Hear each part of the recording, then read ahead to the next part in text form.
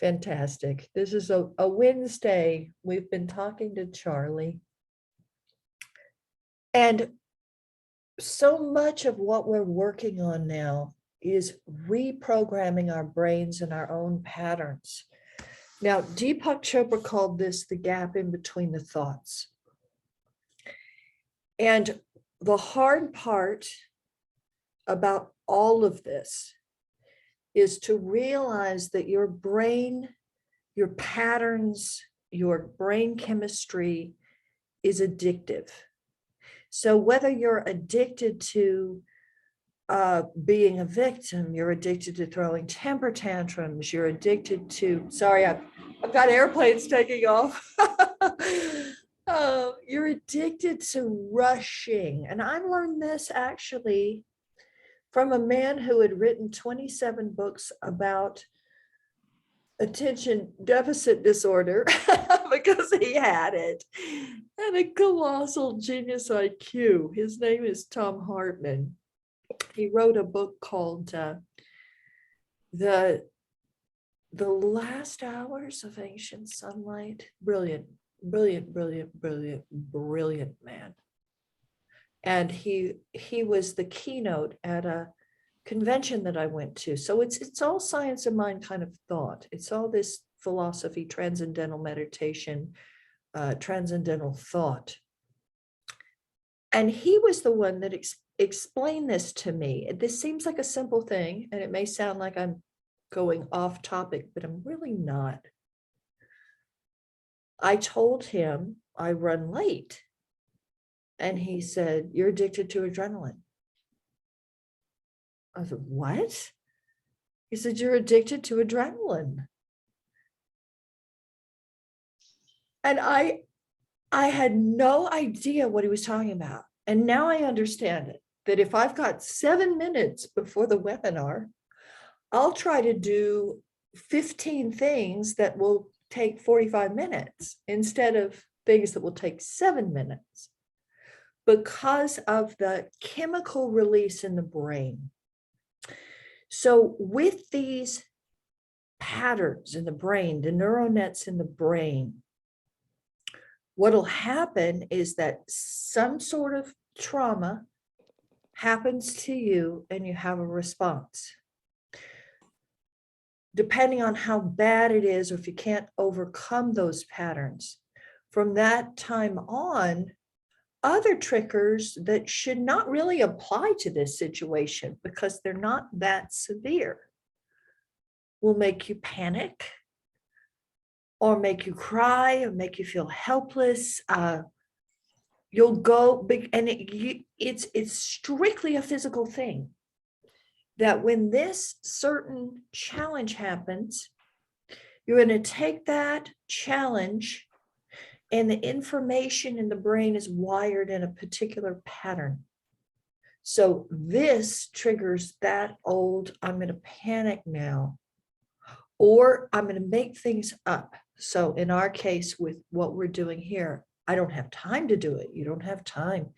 You don't have time to sit in prayer and meditation. You don't have time to do the reading. You don't have time.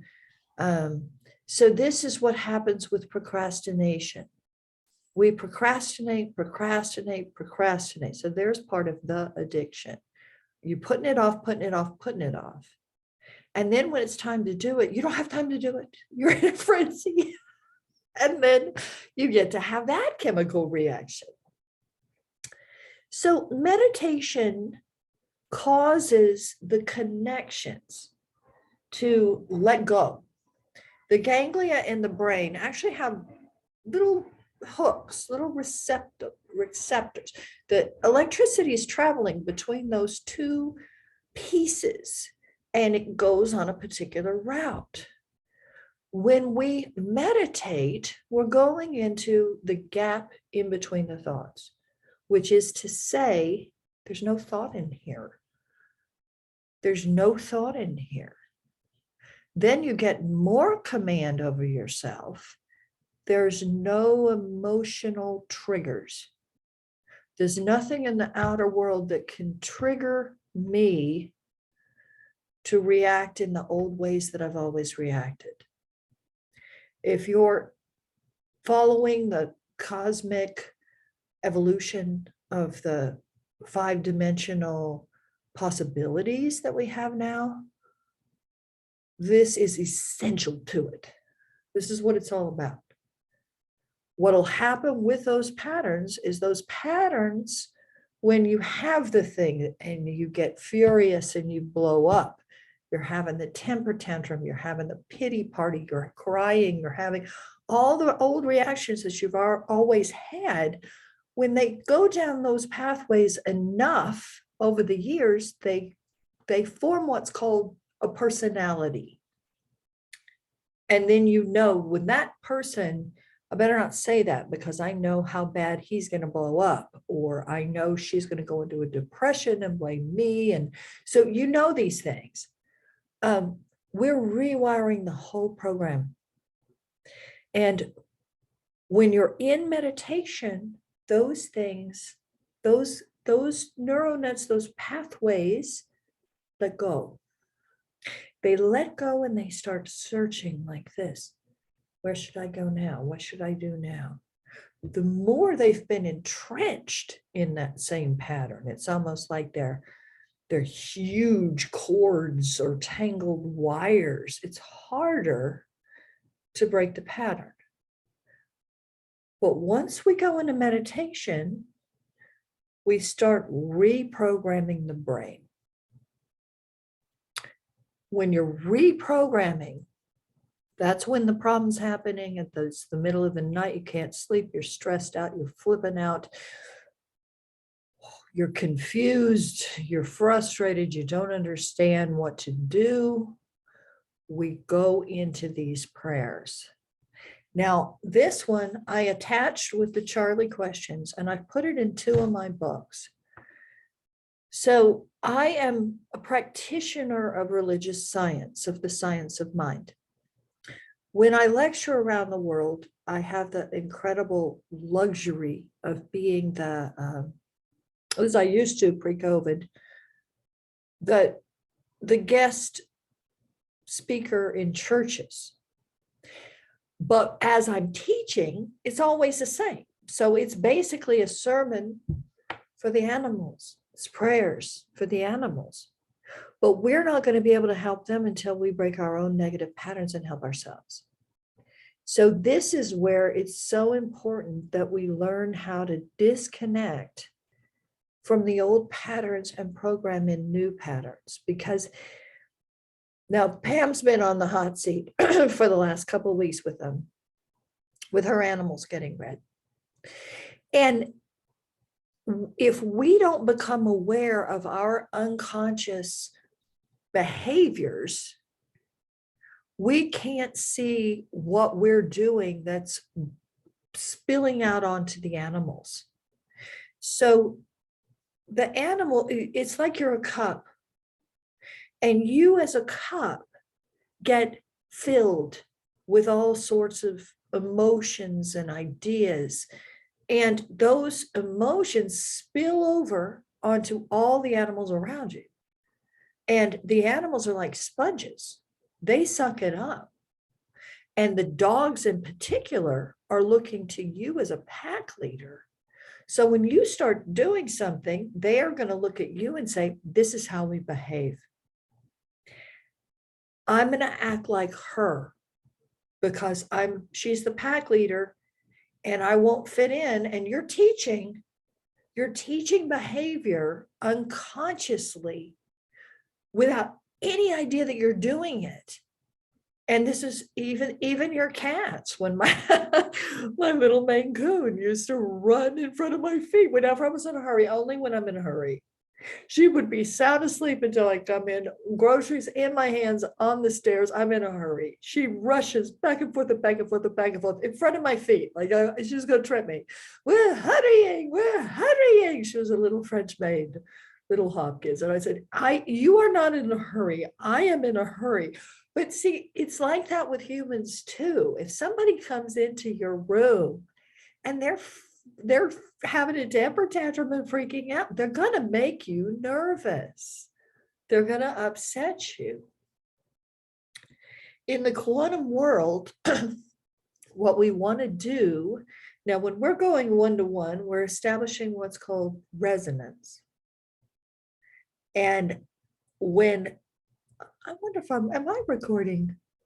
I thought I was. Yes, I am. Okay, good. Did I even take a shower? Who knows? Did I shave the other leg? I don't know. So when you're connecting to one, it's resonance. Your vibratory rate has to meet the vibratory rate of that animal. When you're in your automatic behavior, you're not unaware, which is what all, well, I'm not going to say all, that's not really fair to people like Aborigines. There are probably some people on the planet that are a little bit more aware of what they're doing. For the most part, your vibratory rate is going to go right through theirs. So here's the cat. And here's you. Oh, I'm in a frenzy. I'm in a hurry. I'm upset about this. I'm upset about that. I'm planning. So those two vibratory rates go right through each other. You can't connect to theirs because yours canceled theirs out, because yours is louder. And the mathematics of it is that you're creating this, this mathematical wave. It's not going to connect to the realm of grace and silence and beauty and healing and the potential of evolving in that direction. So what we have to do is become aware of our behavior and catch it. And then if you can have the wherewithal to get control of it, it actually becomes funny. So even getting ready for this webinar, here I am in this hotel. I don't know where anything is. I'm strewn it all out all over the place, as hard as I tried to get organized. So even this morning, of course, I'm doing it. And I caught myself and I went, I'm doing it. I'm doing that stupid thing that I do. I'm going to make myself late. Because in addition to a cup of coffee, I like that little burst of adrenaline. There's a part of me thinking, can I really do all this and find it all and get it all together in this amount of time? So to become aware of your behavior, go, wow, I'm worrying. I'm probably overreacting to what the remark was that this person said to me, that I'm going to chew on all night instead of letting it go. And when we're looking at what we used to do, you realize that you were a dump truck. You're collecting all this garbage and you don't dump it. When I recorded the 52 lessons in the, and I hope you all have it, let me know if you don't, the 52 lessons in my devotional program, I was channeling it. And I was very surprised when the 3-step forward, 1 step back came in, because I thought it was all going to be forward motion.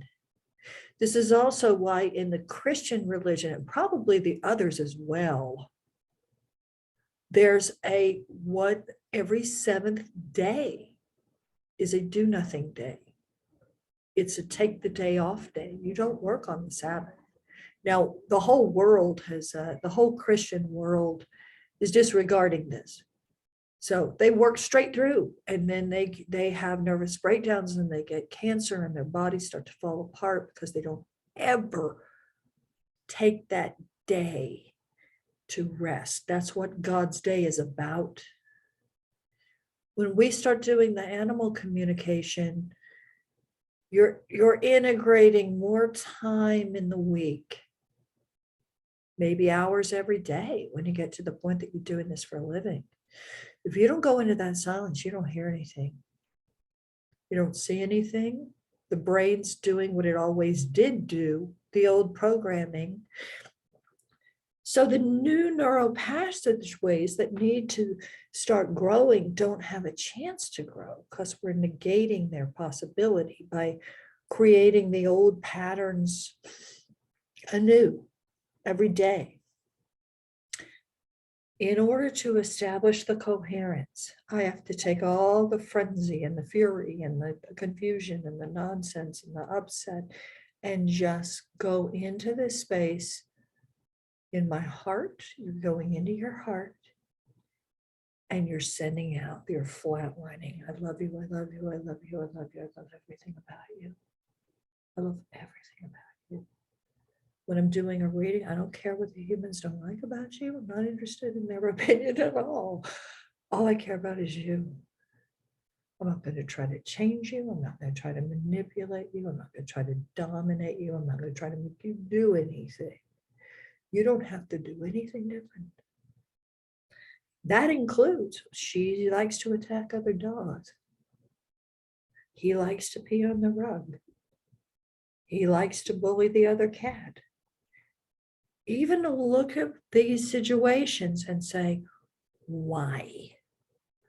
Why are you doing it? What can I do for you? Then we're entering their world of automatic behavior, which is what we've been exploring with Pam's dog, to go, okay, what's she reacting to? It's something hardwired into her now. So when you silence this, that you're sending out thought and emotion, trillions and trillions of little tiny versions of you into the world around you.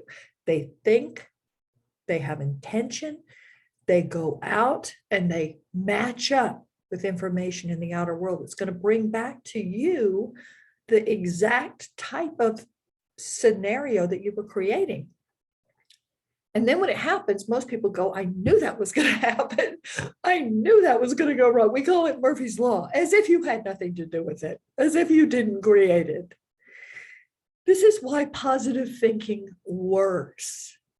But we really have to be so diligent to rework those neural nets. Now, let's say that I'm in a frenzy and I'm worrying and I'm going to struggling and I can't get it all packed and it's too heavy and I'm going to get weight at the airport, blah, blah, blah. And here's the cat. Here's the cat. Should I roll over? No, this is a dog. Nah, no, that's too much work. Should I get up, see if Amelia's put me food in the bowl? No, that's too much work. I think I'll just go back to sleep and dream about food for a while. That's what I'll do. I'll just dream about food. So he's on a wavelength that my frenzy will never meet.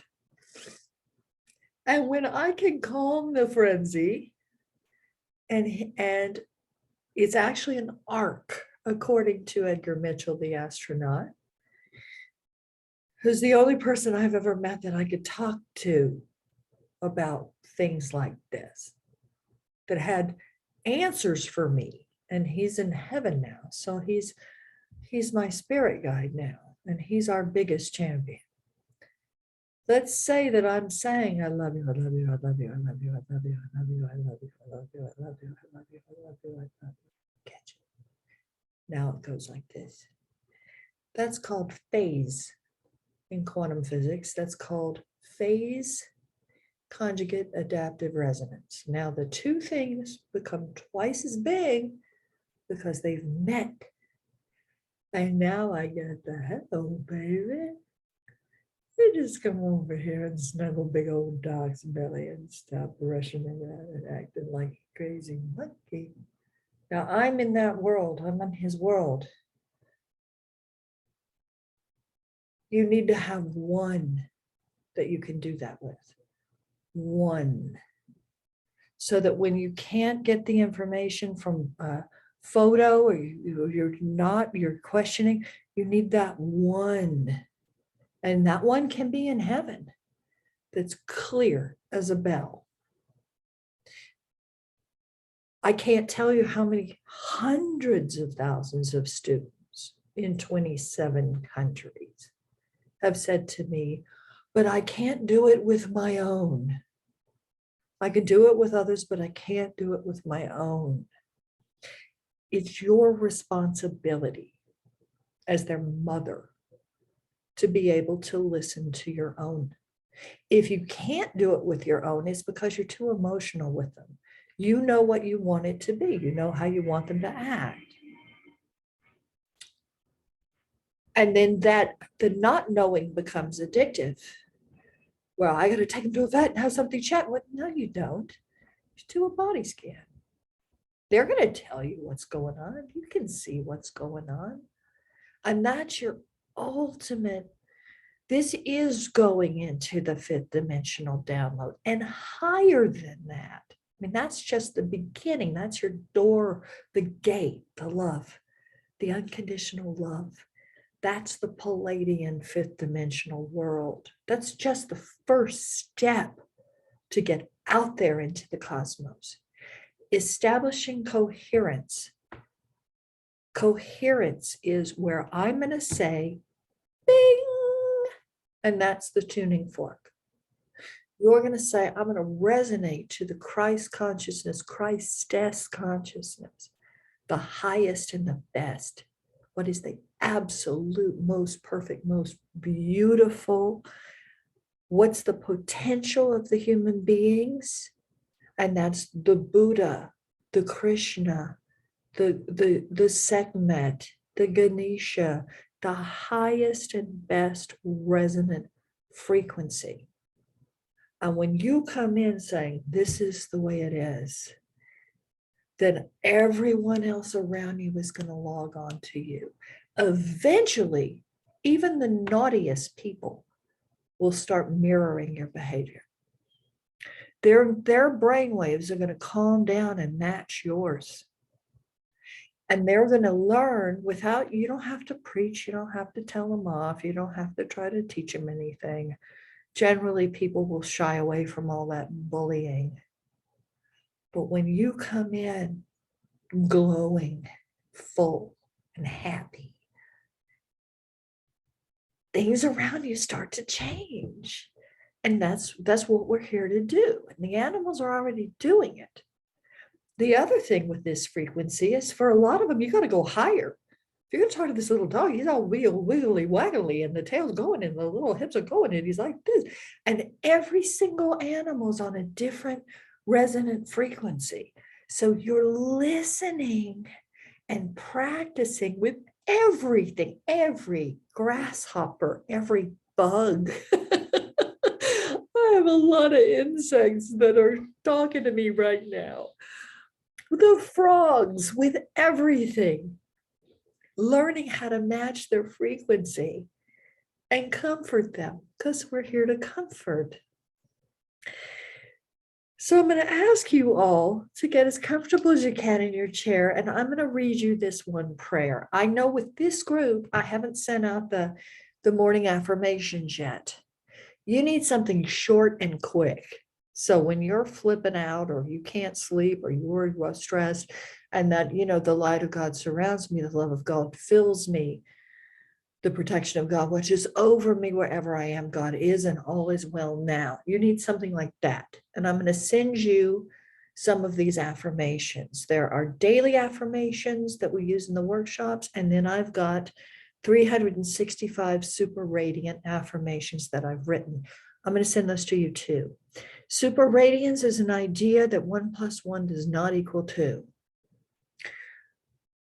Super radiance means wherever there's light, light meets light and it becomes 10,000 times bigger. It's not what we've been taught.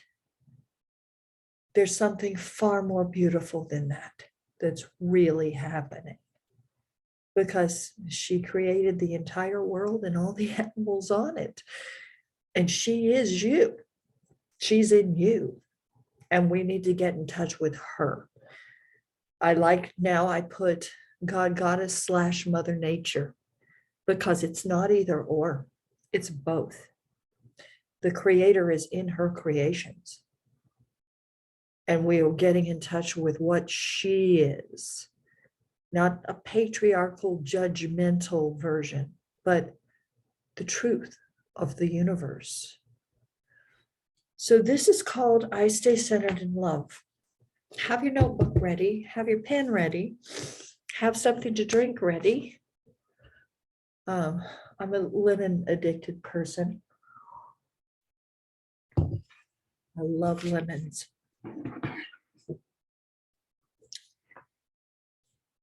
You've got this in the books because I believe I put it in the Language of Miracles. I might put it again in Whispers from the Wild. So you become centered thinking about your lungs. Thinking about the base of your lungs. Just become aware of your breath.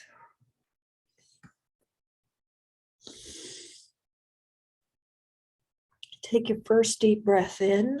I love this little routine. This is three breaths to the count of 10 and 3 normal breaths in between. This is a great way to collect yourself when you're upset or can't sleep. I have a tendency to realize I've been holding my breath. So we'll take a deep breath in. We're holding it 1, 2, 3, 4, 5, 6, 7, 8, 9, 10, and exhale. Take a normal breath in and blow it out. Become aware of the bottom of your lungs, the base of your lungs. Feel those lungs start to expand even more. Take a deep breath in. Feel your belly now and how your lungs are stretching down toward the belly. 1, 2, 3, 4, 5, 6, 7, 8, 9, 10, and exhale. Feel your shoulders relax. Feel your jaw relax.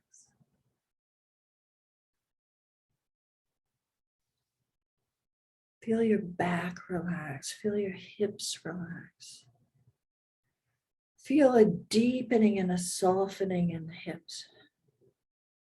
We're allowed to be big. We're female. We're supposed to look and feel female.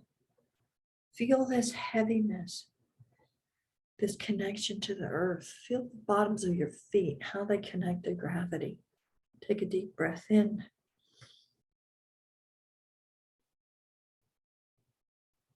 One, 2, 3, 4, 5, 6, 7, 8, 9, 10, and exhale. Feel your body filled with light. Every breath that you take, the oxygen is coming into your body, tingling, healing everything, nourishing everything. Blow it out. Feel a sense of lightness, that you are no longer trapped within a three-dimensional form. Your body doesn't stop at your skin. Your body and your energy continues to grow so that you can emit light. Feel it coming out of your back. Feel rays of light coming out of your back. At the very center of your being, you're a star shining in space. There are rays of light coming out of your chest. There are rays of light coming out of your back. With every breath you take, the star that you are grows brighter. Feel it now expanding out around you. And feel that this star is connected to the heavens. It's connected to the angels. And all those archangels, they're looking down at you. They're looking down and they're able to beam power and light into your body, into this star. Feel the earth that we're on. She's a massive, massive star. And her energy's filling us. We're little twinkling lights on the skin of a massive, radiant, celestial being. Everything on her skin's connected through these transmitters. It's as if you could pick up your phone, call any animal, anywhere, and connect. Those invisible wavelengths are no more real than what we're doing right now. This, in fact, is more real than your computer getting email or your television picking up signals or your phone picking up signals, because a human mind created all those things. So you have in your mind the capacity to do all that without the machinery. You are the machine. So I'd like you to close your eyes and follow along with me, and I'm going to read you this truth. I believe there is one power in this universe, and this power is God, the source of all peace, love, and creative expression. This power is present in every atom of my being, in every person, every flower, every tree, every star, every body of water on this beautiful planet, and in every cell of my beloved animal. I reach deep within into the quietest space within my soul, and here I find it easy to unite with this power. I'm now in perfect alignment with the divine intelligence. My consciousness expands as I acknowledge this love, and the loving kindness that pours from me is an umbrella that shelters other living beings from harm. I know that the love in me is so strong, it can calm, soothe, cheer, and enlighten any person or animal I greet into my life today. This wellspring of confidence and healing energy shines from me in everything I think, say, and do. Each moment I live is a joyous celebration that showers me in the knowledge that I am God's perfect love in action, forever expanding and unfolding to bless the world around me. I enjoy staying balanced and perpetually coming home to the God consciousness within me. This truth I know for myself, I know for every person, and I know for every animal everywhere. I'm grateful for the joy that this knowing brings. I release this blessing out into the world, knowing that divine intelligence will shine wisdom into my own mind to help me understand this animal today. We acknowledge the God within us and we align. When we practice this so much, our goal is that this becomes our personality, and that we're able to catch those old bad habits as they start and even question them and say, wait a minute, maybe this isn't even real. It's not even real. These things I'm worried about are not even going to happen. This person who upset me, maybe they didn't really mean it that way, and I'm overreacting. It's those things where you take a step back and say, wait, let's let this happen instead. Let's let I stay centered in love happen instead. Our device for this spiritual evolution is animal communication, because this won't work if you don't do this. You don't align with the God force inside of you, align with the God force inside of them, create new pathways where you can meet their frequency and read their energy and use your body as an instrument and start evolving from 3D to 5D and beyond. You all came in with this love and don't have anywhere to put it. You came in with the innocence and the beauty and the vulnerability, and you don't have anywhere to put it because the world is in a war. And we're learning, wait a minute, this is the truth. This is the most powerful way to think and feel. This is what will ultimately become reality on earth if we adhere to it, if we're strong enough to say, no, I'm not giving in to all that negativity. I'm not giving in to those old patterns and weaknesses that hurt me and other people and hurt my animals. And it's the love for the animals that makes this a priority. Because maybe you weren't going to do it with the people around you, but you're going to do it with the animals because you won't get to hear them if you don't. And they're the ones that are lifting us up. Imagine now that you can take this and you're going to create this massive tunnel of light. You're creating this massive tunnel of love. That's why I always start with think of one that you love more than any animal of all time, because you're generating that love.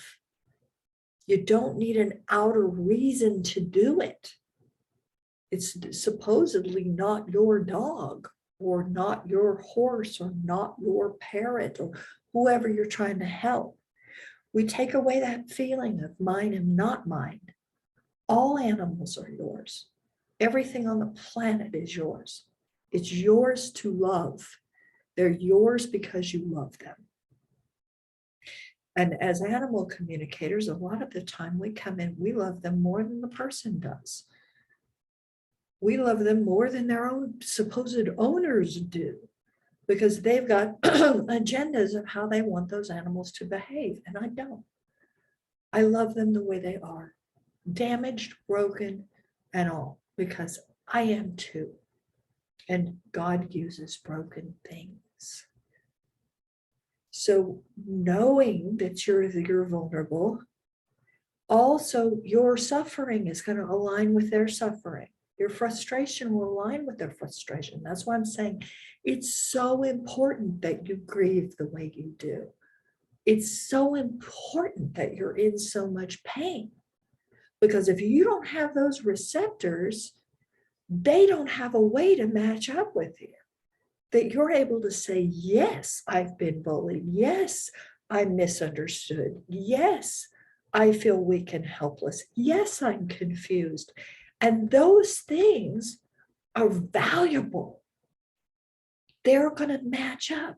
This is why the people coming in with the ego, the big ego, it doesn't work. They don't have the vulnerability to have receptors for the information. So we're going to pull up Charlie. Imagine that this love is just gushing out of you. Now, even if you've read him before, the likelihood of getting more information the second time through is huge. I love this little dog.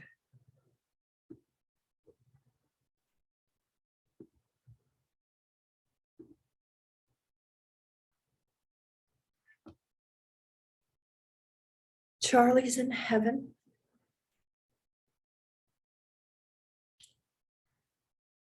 Imagine that you do this light from your heart's connected to his heart, and it's just completely lighting him up.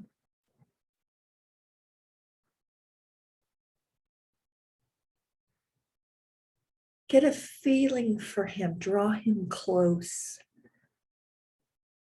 Get a feeling that you all are going to do this different ways. Right now, I'm kissing his face. I'm feeling his little fur in his mouth right here next to mine. I'm feeling his little tongue. Imagine you could reach out, you could put your arms around him and hold him close. Feel his warmth and his softness and his strength, his muscles. And just say, oh, I love you. I love you, Charlie. I love you so much.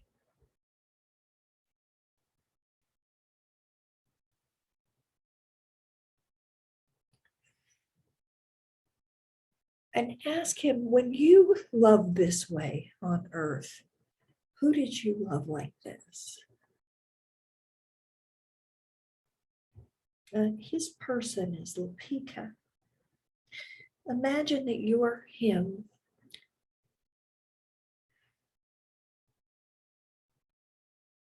and that you felt this for her.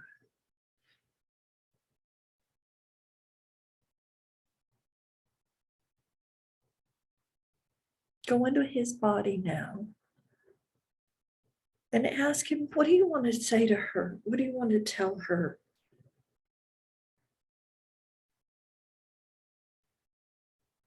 Did you accomplish what you hoped to accomplish on this earth?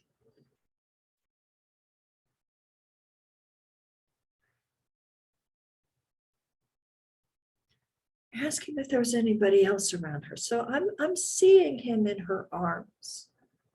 And I'm asking him, was there anybody else that you loved around her? So I'm looking for people coming and going. I'm looking for her to take me to somebody's house or somebody to walk into our home.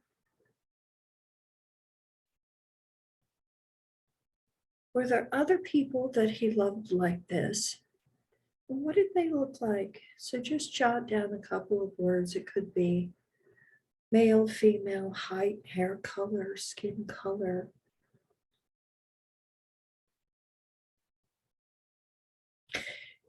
Now zoom in for specifics,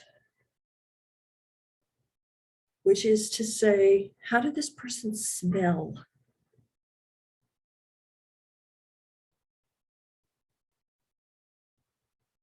What did their voice sound like?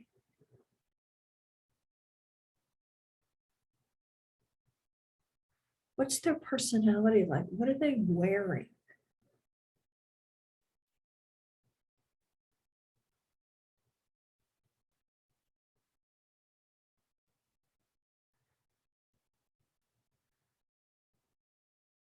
Watch her, Lupika, watch your mother greeting this other person.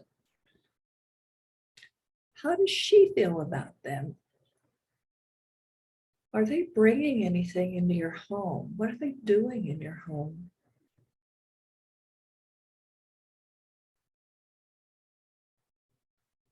Now I want you to look for specifics. Hats, glasses, do they smoke? What's their personality? What's their relationship to her? Are they family members? Are they children? What are they carrying? I'm looking for headphones, backpacks, ball caps. Let your imagination just take you.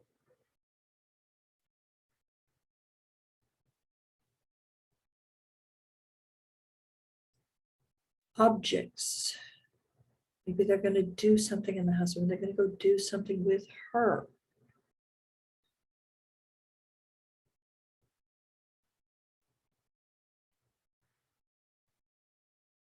Now take a look at her.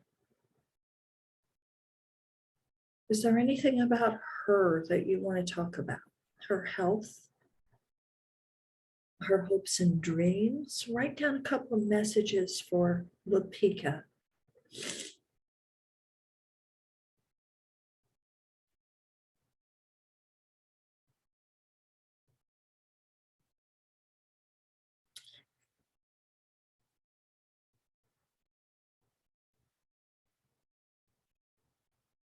Imagine that she's taking you and you're going to do something wonderful that you love to do. What's your favorite thing to do with her?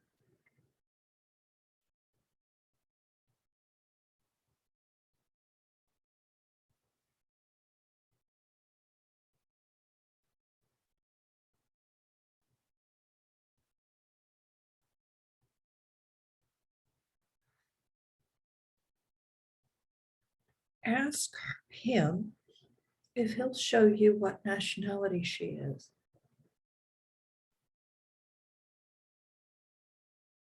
Her family. Does your mind go to one particular place, one particular country? Searching also for foods that they wear in this particular country, clothes, behavior, things that are specific to her heritage.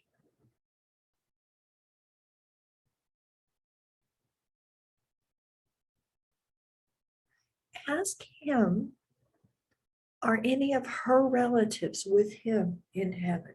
Who is he with? Now, imagine that you know for a fact that he is with her relatives. What do they look like? What's their relationship to her? And as they're looking down, it's almost as if the beings in heaven can watch us on a television set. Are they trying to help Lapika with anything? What are their messages? Are they in her house? Look around with him. See, what do the people, what do her ancestors look like? And are there other animals with you where you are now in heaven?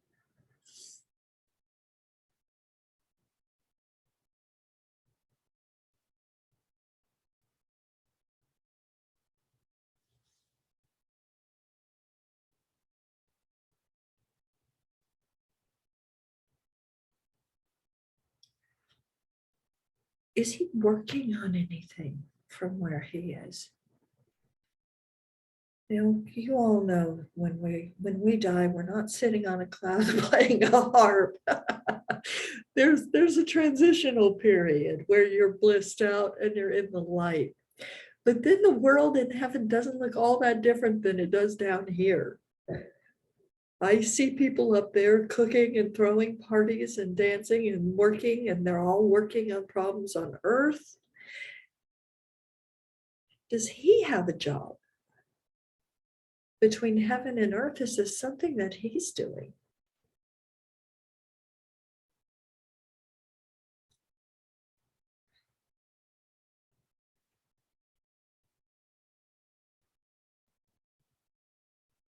How did he feel about his passing?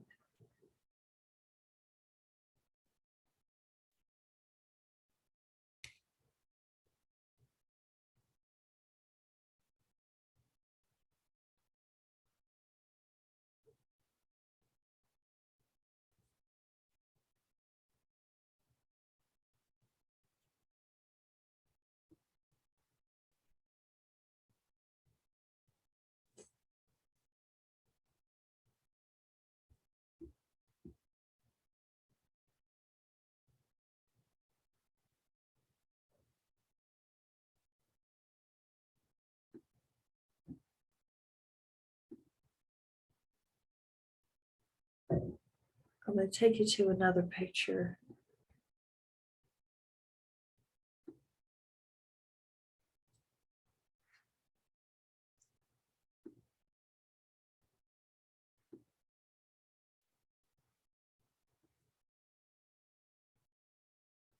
How did he get along with other dogs?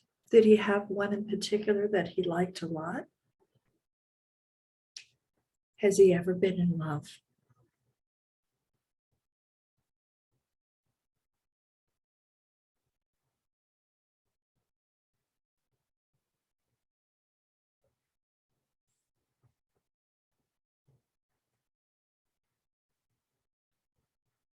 Ask him about the moment of death when he left his body. Was something hurting?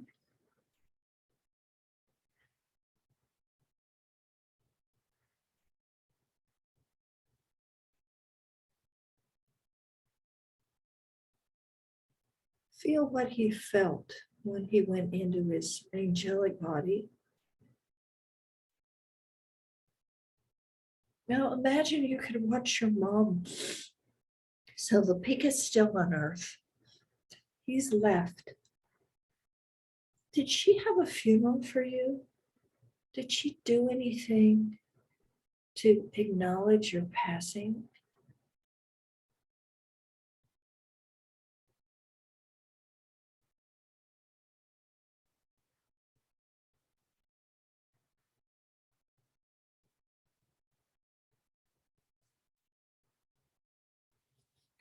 would you like to come back here and reincarnate here again? And if you would, what would you like to be? Do you want to look the same? Do you want to be with her? Do you want to be a different sort of dog or sex?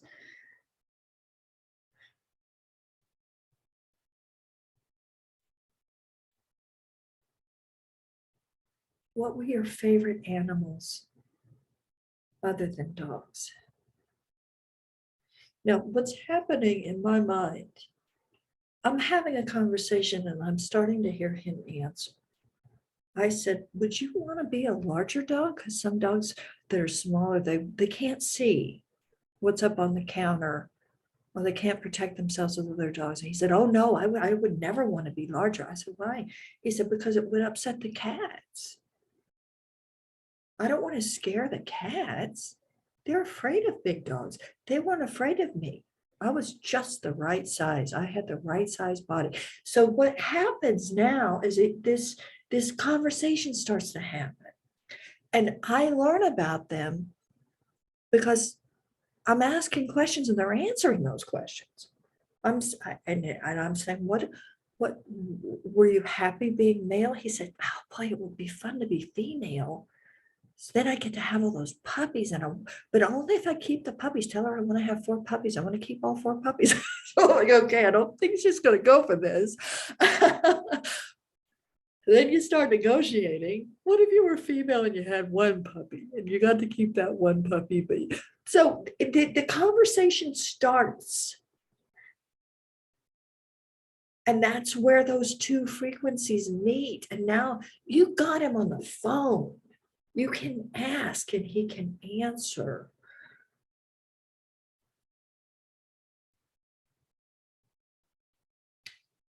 How does he give her signs that he still loves her, that he's still around? Is he in her house? What time of day is he in her house?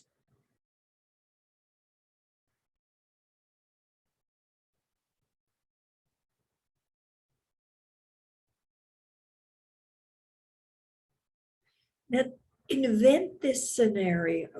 This is not one of her questions. This is where I start going off on my own to try to help the person.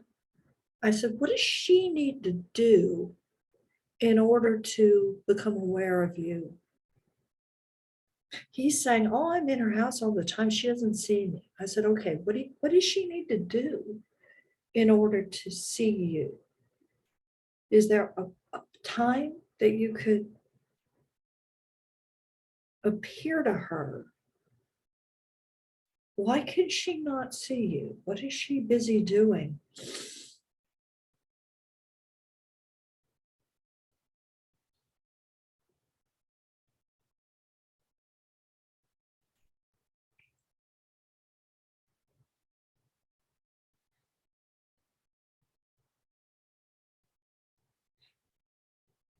Ask him if he did come back to Earth. Are there conditions?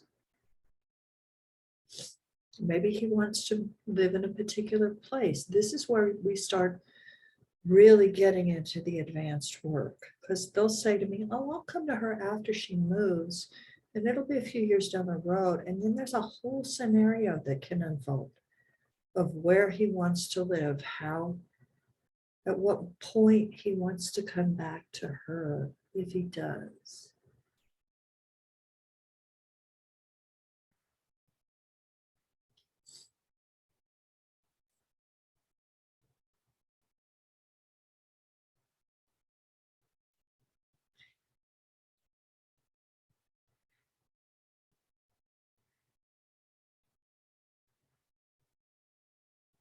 This is the point. I'm going to put ideas in your mind, but this is when they say, I'll come back after the baby is here and the baby's older, or when she retires and has more time for me, or when she can move to the beach because I want to live in Florida in the sunshine. I mean, those things.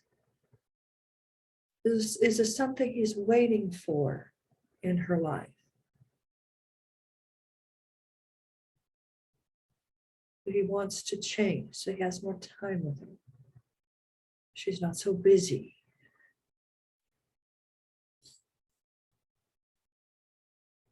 This is also the point where the animals might say, oh, daddy will find me. It's usually the daddy who doesn't want another animal. They're the ones that are going to go find him.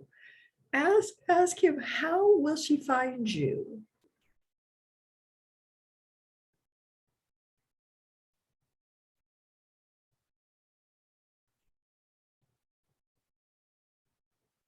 And this is the last question I'm gonna ask you. They often Animals go to end a chapter in our lives when they feel that that job is done. I've talked about this, that I had one dog who waited until the woman got a marriage proposal and he died right before the wedding. He needed to pass her off to know that his responsibility was finished, that he could give her to, and sometimes they'll do it with a human baby. They're representing a chapter in that person's life.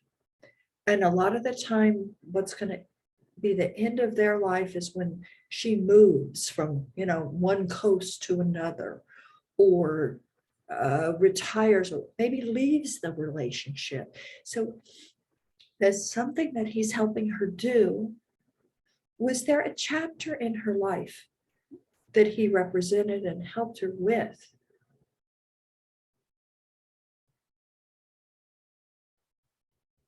What did his passage represent? And was it mirroring anything else in her life? Maybe a lot of the time they're finishing the grieving that she didn't do for her father, or the nurturing she wasn't able to give her mother, these things.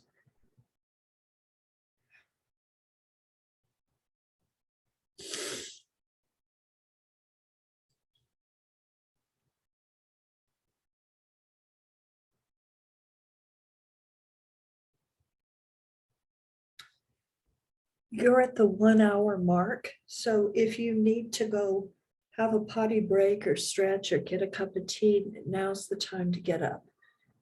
And keep him in your mind as you go do what you do, and he might comment on other things. So give yourself a minute here.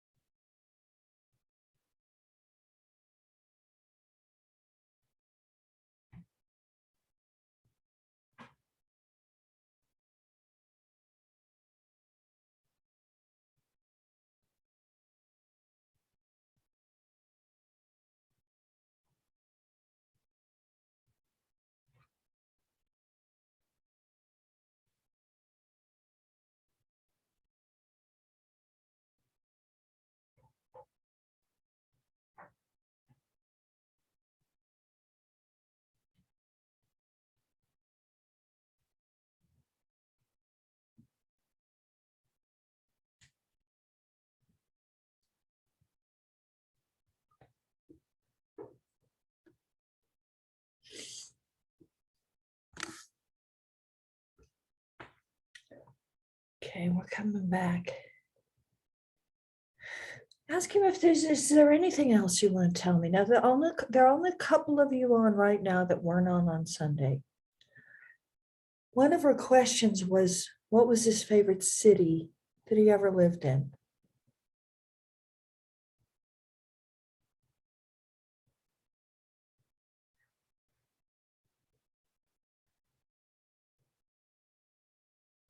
If you saw the playback, you may think that you know, but just ask it anyway, in case something else happens.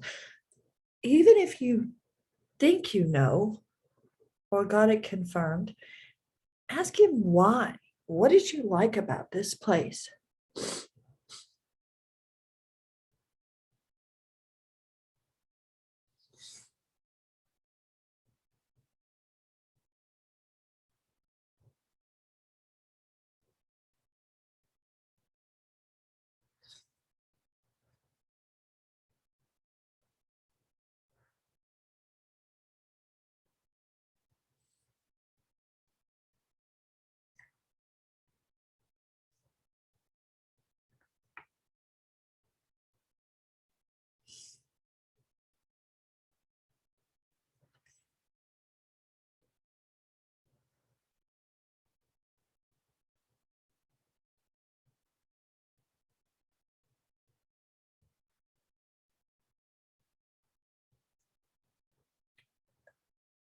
Put him in a ball of light. Say thank you to him.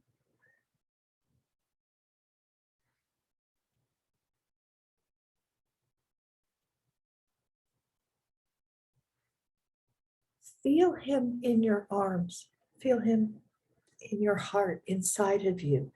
I usually visualize when I'm saying goodbye, they're out there somewhere, especially if they're in heaven. And we exhale and they separate out from you. But he just did something completely different to me, which I don't think anyone has ever done to me. He came inside of me and he said, thank you.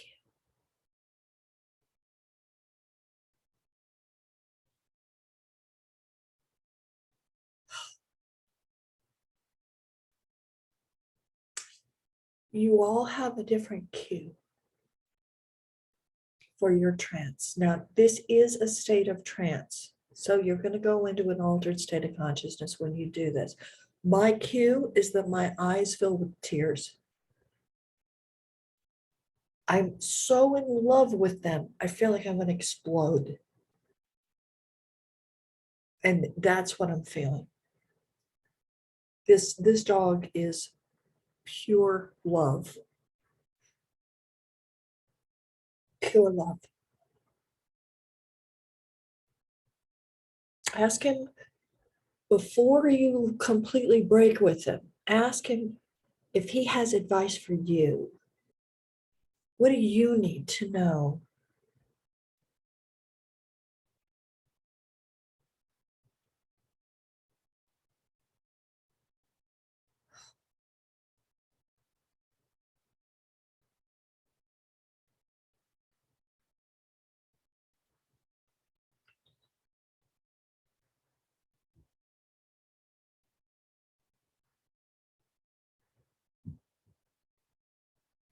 I'm going to ask him now if he's got a message for all of you. And he does. He's saying that this vibratory rate, this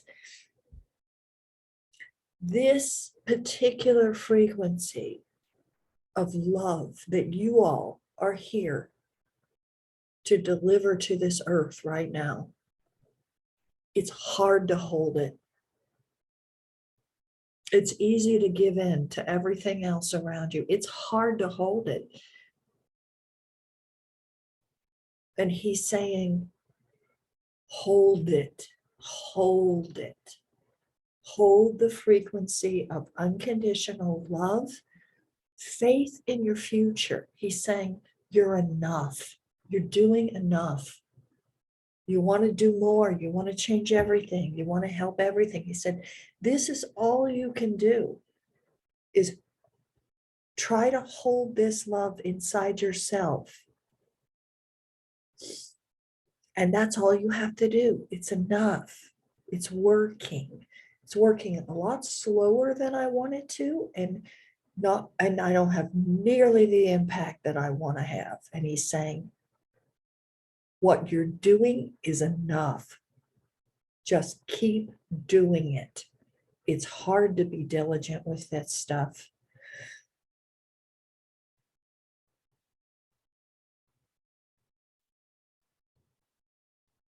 It's easy to think this whole mission is going to fail, and it's a mess out there and it's hopeless. It's not. It's not. We just have to decide who's going to win. Love will win. That's his message.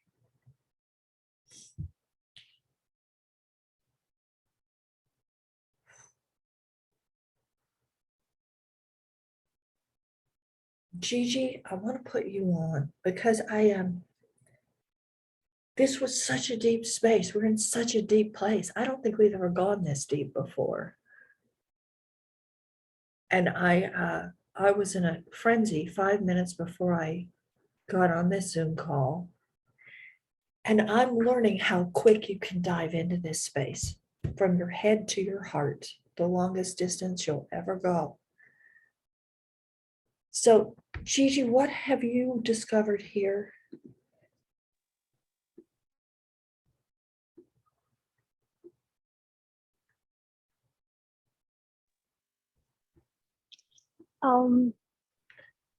Hi. Hi.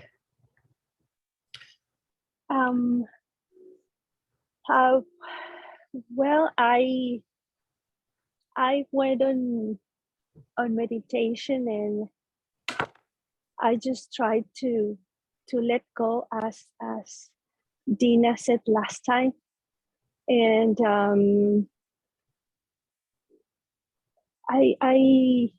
I tried to just stay with myself and connect with them.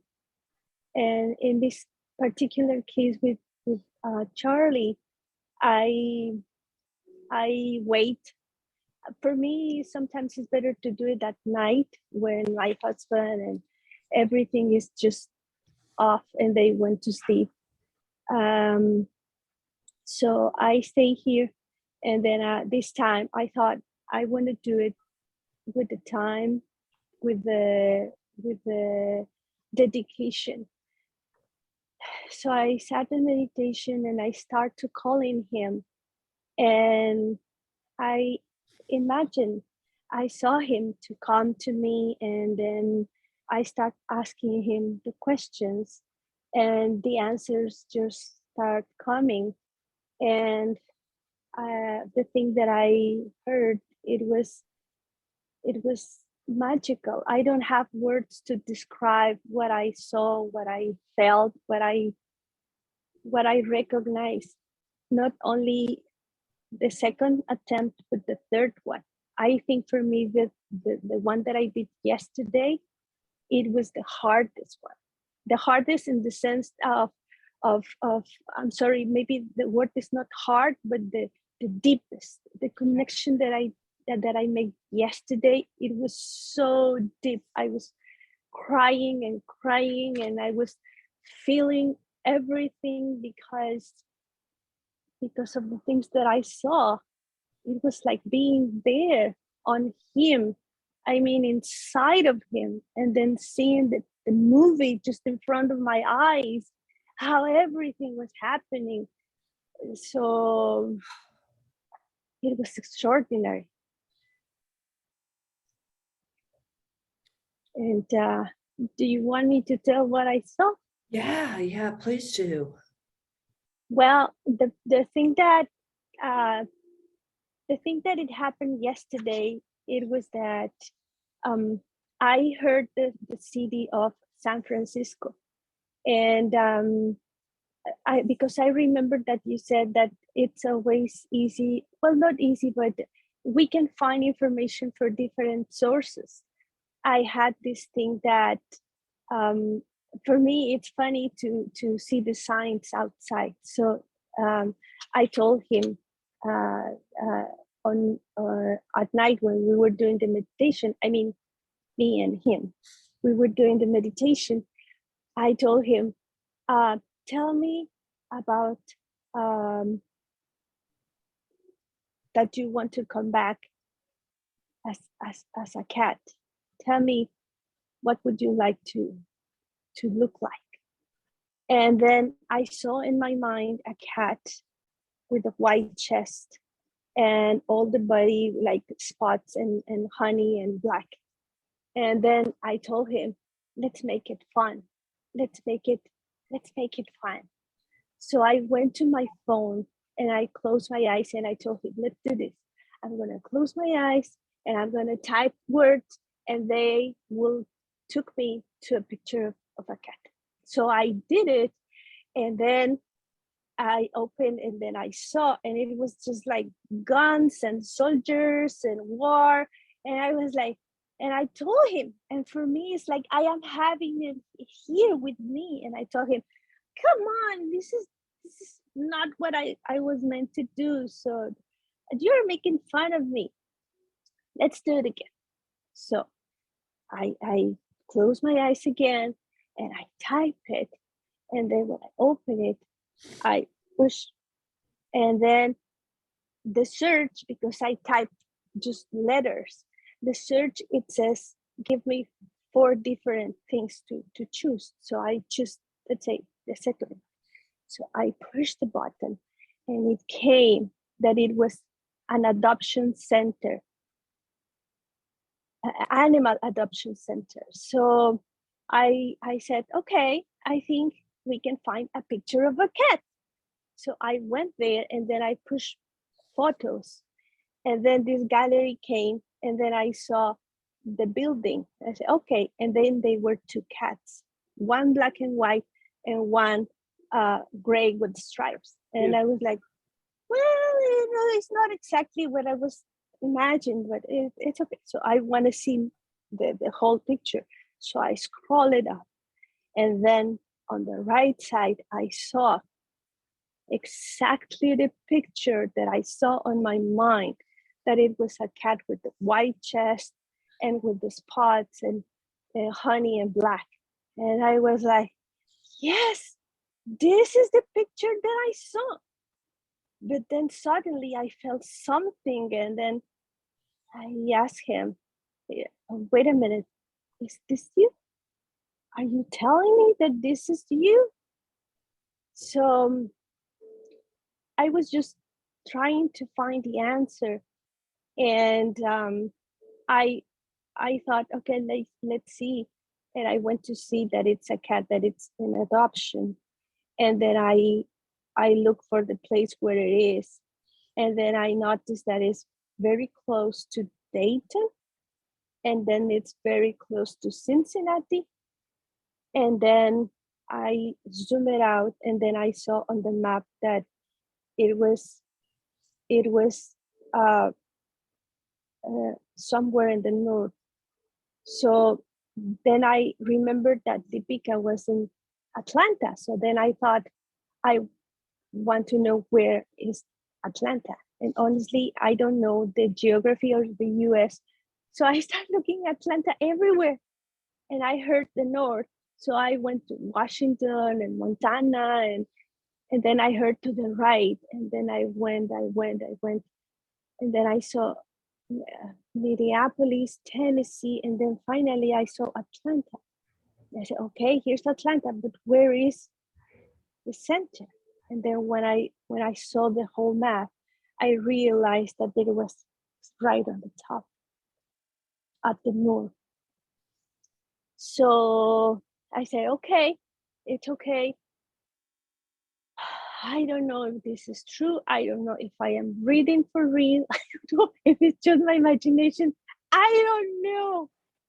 So I took my pendula and I went to ask if it was him. And he says, yes, it's me. So I told him, you know what? I'm so happy.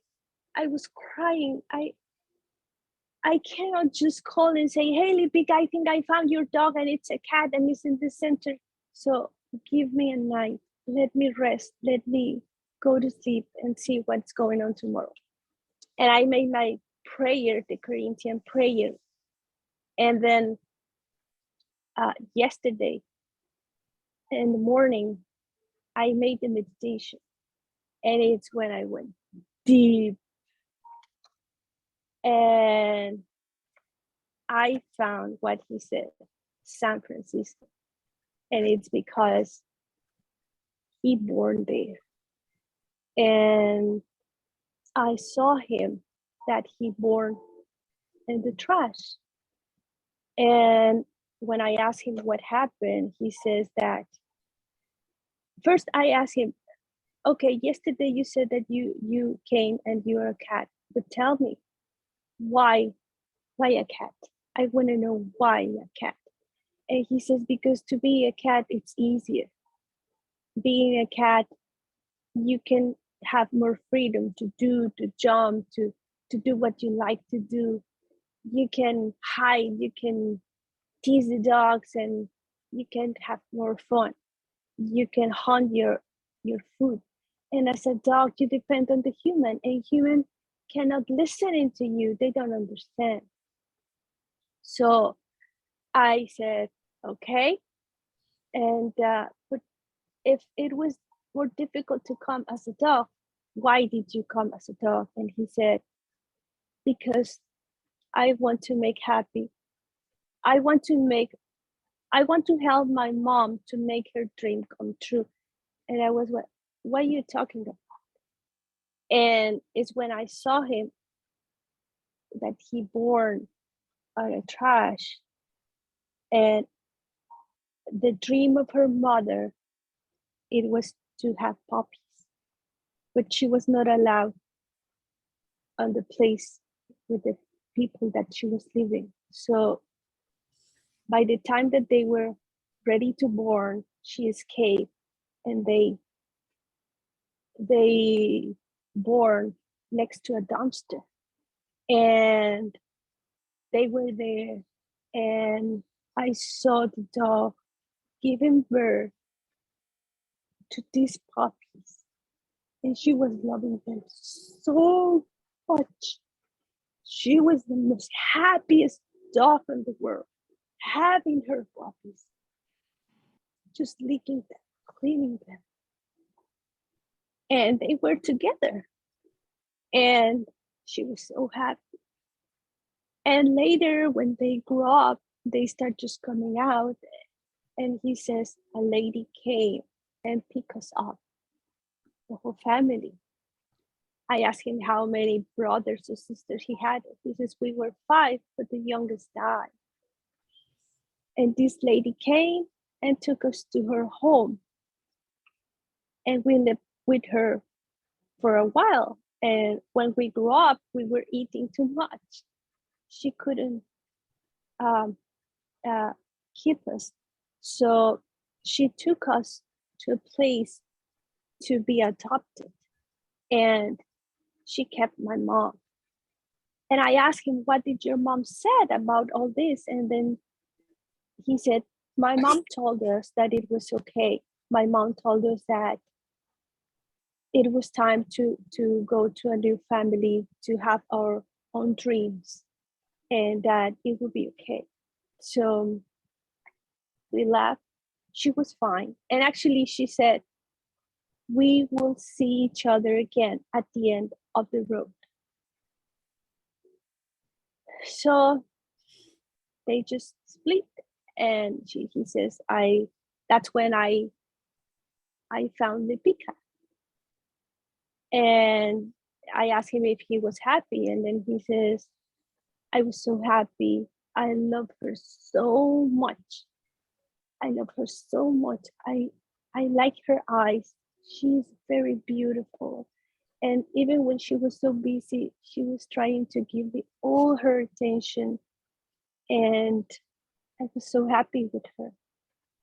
And I asked him about what happened to him, and then he says that his system failed, that it was something in her digestion, that in his digestion, that by the time that he was eating from the trash, something was there, and at the end, his whole system collapsed.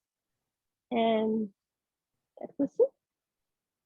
So let me ask you a couple of questions, Gigi. Did she have a funeral for him? Well, I asked that question now, and what I saw is that she was holding his picture, and I smelled the incense, the little thing that you burn, and she's like praying, like saw him on a picture in front of her, and I didn't see. I mean, at the time, I am not sure if there was his ashes or something, but I saw her that she's praying, like praying with the incense next to her, the smell of the incense. Is he with any of her relatives in heaven? I saw a guy, and I heard the word brother, and it's not an old man. It's a medium age. Okay, I'm going to stop you. I'm going to stop you right there. We've lost your sound. I don't know what just went wrong. So this is what I want to suggest. I've had these situations happen where I'm talking to a dog and the dog took me to her father. And the father was in heaven. And the dog said, I completed the grieving process. Her father died a year ago and she didn't stop to grieve. So she grieved for me. And I hear this all the time. I mean, I've heard this all over the world. I hear it all the time that I cried harder when my dog died than I did when my mother died or my father died. So that's part of it. This particular man was showing me these things from heaven, and I thought he was Italian. And he kept showing me Italy. And I'm looking at Italy. And come to find out, he was not Italian. They were Jewish. But his favorite place to go on vacation was Italy. I see this a lot, this sort of thing, that once they're in heaven, they might not show us where they were. They may show us their favorite place to vacation or the place they always wanted to live. And that's what I'm feeling with San Francisco. I'm feeling that it's connected to something else, somebody else in her life that feels like her mother. Also, there are multi-dimensional things that are happening in heaven because there's no linear time. So they can show you what I saw when Gigi was just relaying all that deep and incredible information. I saw him looking at the cats in the war, and it ripped my heart out. I just thought I was going to die. And it's not even something that I've thought about before. The most sound sensitive, negativity sensitive creature on the planet, and he's helping the street cats in the war. Because what are they going to do with bombs dropped on them? The people can't even survive, much less the animals. He's assisting the cats in the war. This whole thing about the garbage dump, it's a symbolic of something. And what I saw with you, Gigi, is that these things that we're doing right now, what you're doing right now, somebody put in the trash. And that's true with all of us. That when you came into this world, they said, these aspects of you, which is 99.9% of who you are, trash it. It belongs in the dump. It's worthless. And what we're doing now, and let's say that it's true that scientists say we use 4% of our brain. 96% of you is not getting acknowledged. And we're acknowledging it now. And you can see how Gigi's process is different from your process, and how you all have a different process, and how deep and beautiful it is, because now you're not functioning as a particle. You're functioning as a field of everything on earth that's so beautiful. Oh my God, Lupika, I'm gonna put you on. I said to Lupika, I saw that I saw the gray and white cat.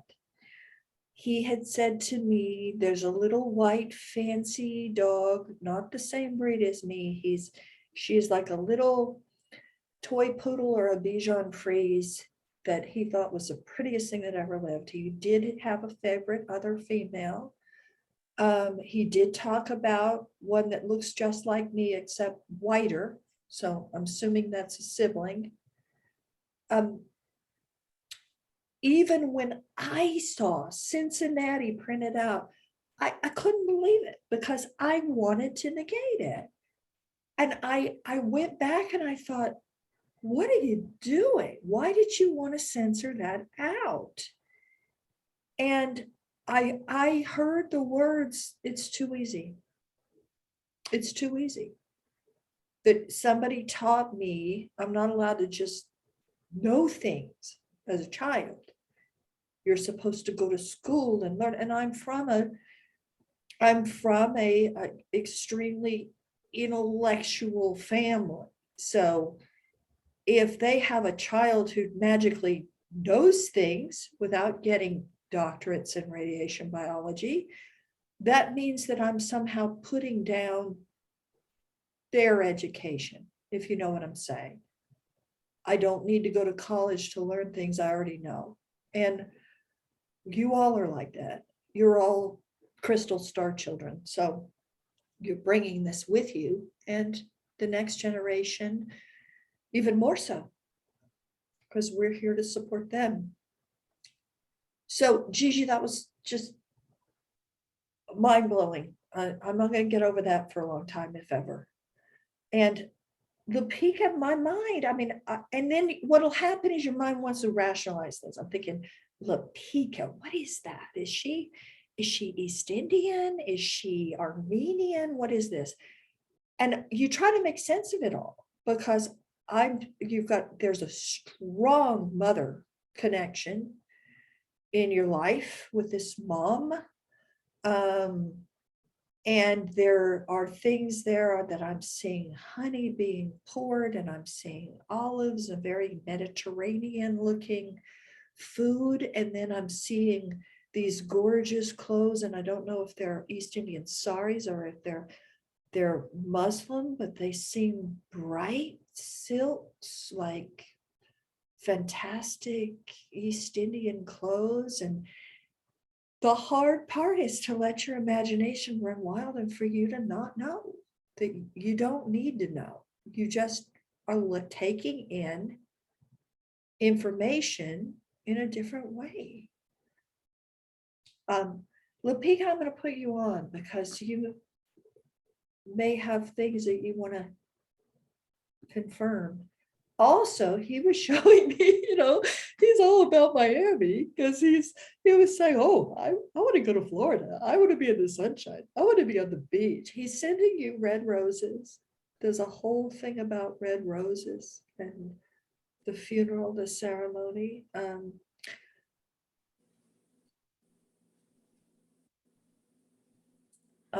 I'm asking to unmute you. Okay.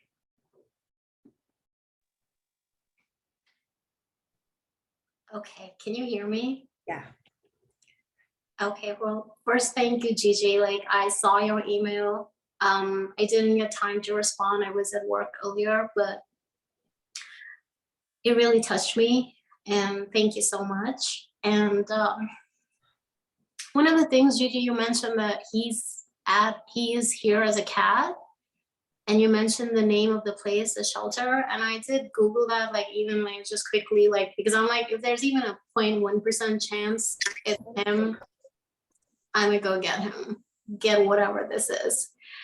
But I didn't find the cat because you gave me a name, and I didn't find that. I did that, you know, what you sent me, SVCA in Hamilton, Ohio, but so I don't know if you could send me the link if he's still there. But I guess, Amelia, if that cat's not available anymore, then it's the sign that that wasn't him. Whenever I'm reading, I show them a calendar. And sometimes I'll get the year wrong because they'll say I'm coming back in June. And then I've got to say, but do you mean this year or do you mean the following year? The soul can beam itself into even a pre-existing animal. So let's say that this doesn't pan out. That cat might show up on your doorstep. That cat might be a stray cat. That cat may come in a different form. And I talked about this before, but my vet in Los Angeles, this is a veterinarian. And she said the time where the walk-ins happen when the new soul beams in and they exchange souls is when the puppy or the kitten is going to get neutered. And I had it happen where I had a walk-in happen when the cat went off to get neutered, was a stray cat. And when she showed up on my doorstep, she still had her incision and had a nick in her ear. She was stray. Somebody pick her up and fix her. And she found her way to my front door. That wasn't the soul that came into that body. That was a soul that beamed into that body. And she arrived on my doorstep exactly a year after Floribel died. And she looked exactly like my black and white cat, except she was gray and white. So we get really worried about finding them, thinking, well, you know, what if it's not them? What if they go to somebody else? That's not going to happen. He's going to find his way back to you because he's yours. He's with you. And it was interesting about the whole puppy, the female puppy thing, because Gigi said she saw 5 and 1 died. I saw 4 puppies being born to a female dog that looks just like him, same breed, except she's female. So it may not have happened yet, and he will still find his way back to you. But Lapika, you've seen all these emails and all these readings. Tell us what has jumped out the most, and tell us what nationality are you and what family members do you have in heaven that you're close to, that you were close to? So you're right, I'm East Indian. And when you picked up the olives and, you know, the whole Mediterranean thing, I used to live in Italy. So I lived in Italy. Oh my God, and here I am talking about Italy. And see, that's what I'm talking about, guys. So guys and girls, my mind went to this other reading that I gave. And then the reading that I gave, the man was in heaven and was pointing to Italy saying, I love to go there. But come to find out, he's actually in New Jersey. He was Jewish and a realtor in New Jersey. And he showed me sitting on the beach in New England. And then come to find out, he loved beachside properties. So, okay, sorry to interrupt you. I'm just sharing so that you understand how this crazy stuff works. Yeah, so when you were talking about my background, I resonated with both. I am Indian, and I also resonate with Italy a lot because I lived there for 3 years, and you know, so the culture is very close to my heart. And so what if I meet an Italian or I see Irene on the call, I'm like, ciao, like I get it, I know you. So yeah, I resonate with, I identify with both. And yes, you know, in Indian culture, the saris, like my grandma would wear, you know, very colorful silks and things like that. So yeah. Lapika, where's your mother? She's alive. My parents are alive. but my grandparents are in passed. He said that in this Cincinnati, the Chicago area, this place where the Ferris wheel was, he said you had more support from your family there. Yes. So And my you yeah. moved away from your family. And I said, why did you like this place so much? And he said she felt more supported emotionally because her family was around her in the Midwest. Does that make sense? Yes, it makes sense. So my parents and my sister were in Chicago. I was in Cincinnati. So we had Chicago as a hub. We'd go there really often. And when he went there, he had all this family with him. So yeah. There's a little boy he keeps showing that boy used to visit. Do you know who this is? A little boy. Yeah. It's a human boy that he really loved. Did you have a next door neighbor? And I'm seeing the music around him, whether it's earphones or. Do you know who this is? I can't place a little boy right now. Okay, I'm not sure. Now, Gigi just said there's a brother in heaven. I also felt that. I felt there's a sibling. Maybe you don't even know about this child. I was talking to my mother the other day, and she was telling me that my grandmother had her son die when he was 1.5. And she was already, my great grandmother, she was already pregnant with my grandfather. And it started going through my mind. I mean, these Scottish women, why they're so tough, why they're so shut down, why they're so mean. And it really gave me a lot more compassion for what they live through. How are you pregnant, about to deliver, and your 1.5-year-old steps on a nail and dies? And then she told me it happened to the other grandmother. So I never knew that. Now, what that means is there's a baby in heaven that I didn't know about. But if I've got animals in heaven, they know about that.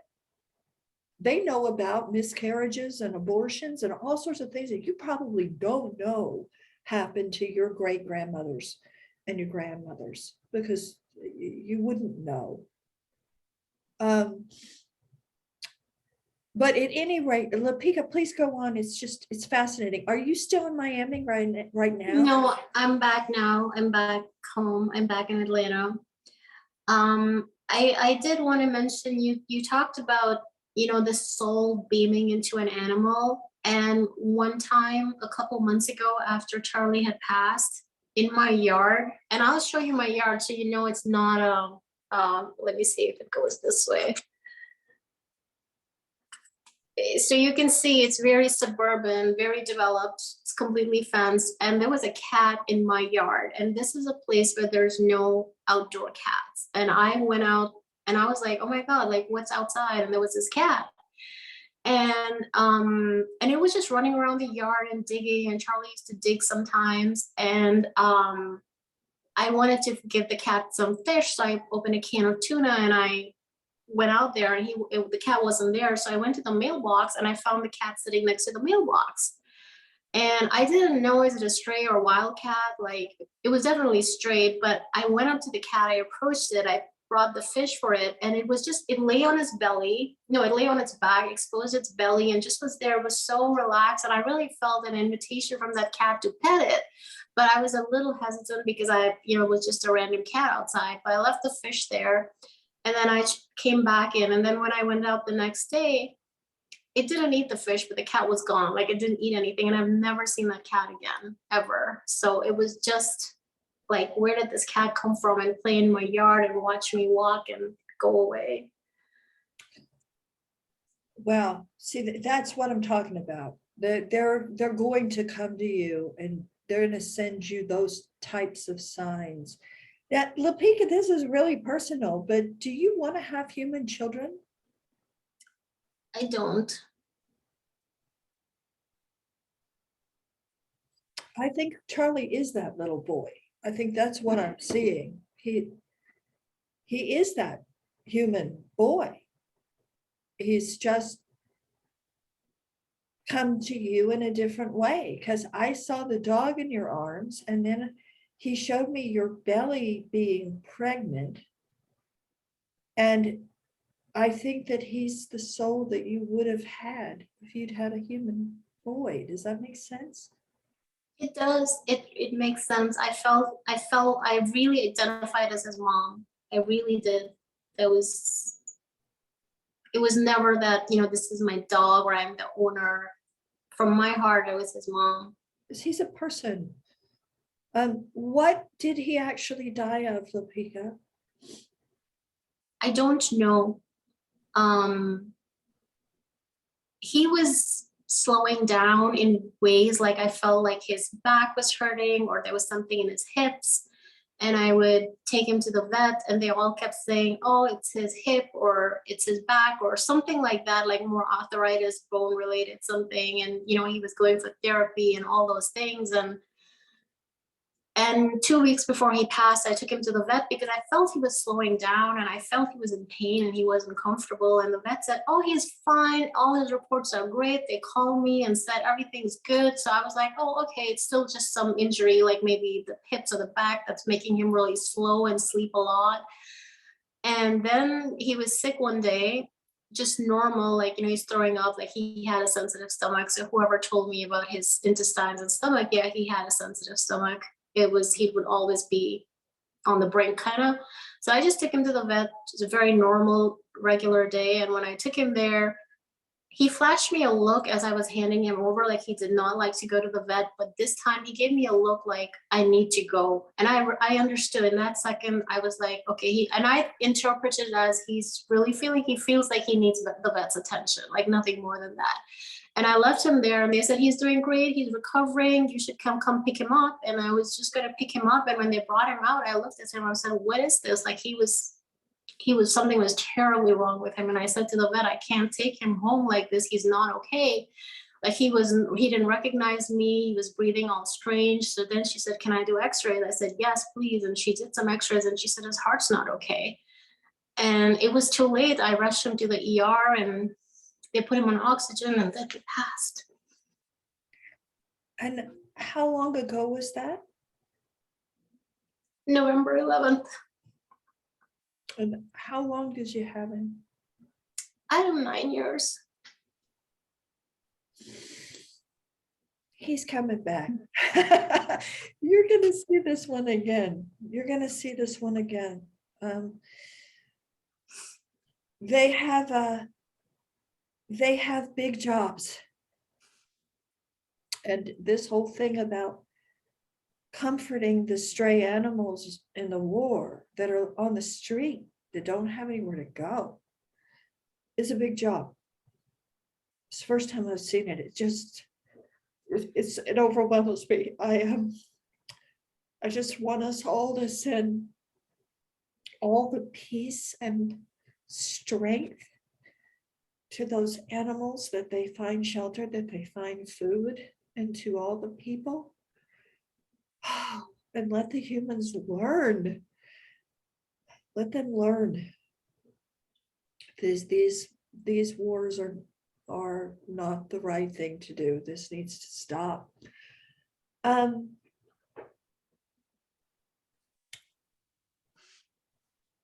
I recommend the red roses that you mentioned completely resonate. Red was his color. I got him red roses for his funeral. And I've dried the flowers and they're framed. So they're there every day. oh my gosh.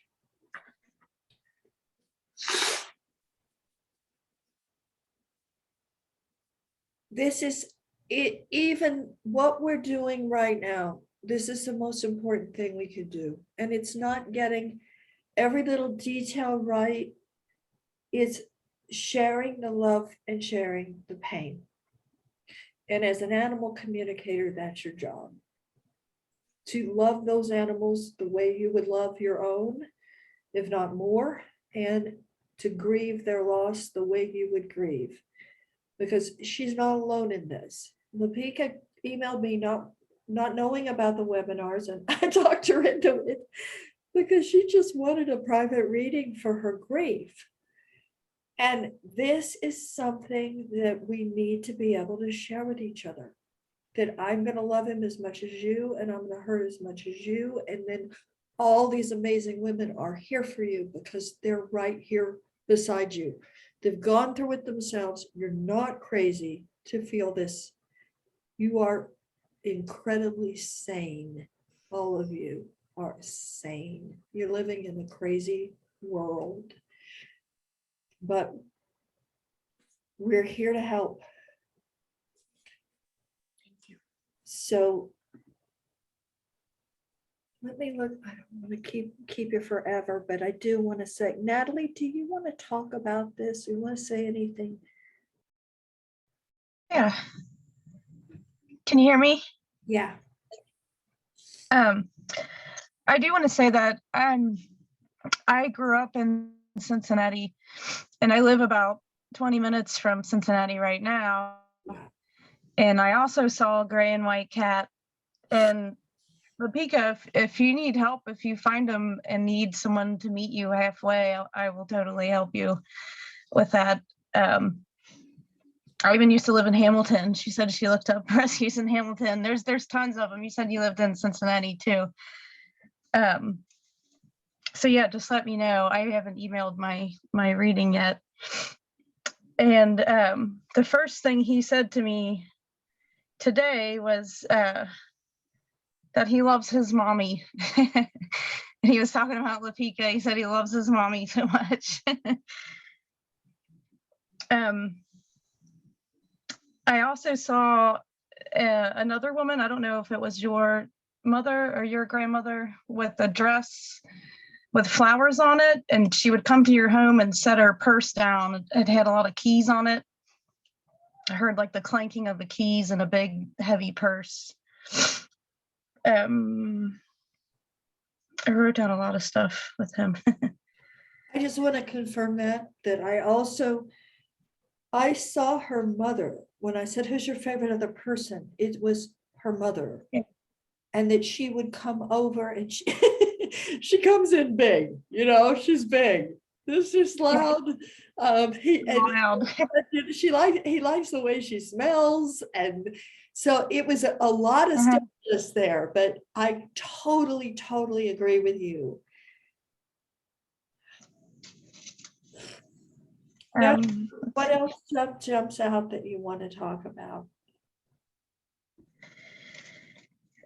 It jumped out about the cats, that he likes the way that cats move, especially how they can jump up onto things, more than a dog can.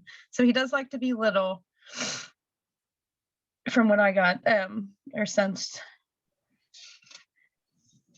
And his message was for the group was to keep going. And I wrote that down right before you said that, Amelia, that that we're doing enough right now, and to keep doing what we are doing. We don't have to look for more to do or more outside of ourselves, because we're doing it right now. And I think that's all. Yeah, the person, when I asked about his favorite other person, I heard her say, "Oh, I just love him," and she just loves him. He loved. I did get Chicago too. I picked up on Chicago, and he liked all the people that were there. He got a lot of attention because he's so dang cute, and he likes all the people that are in Chicago.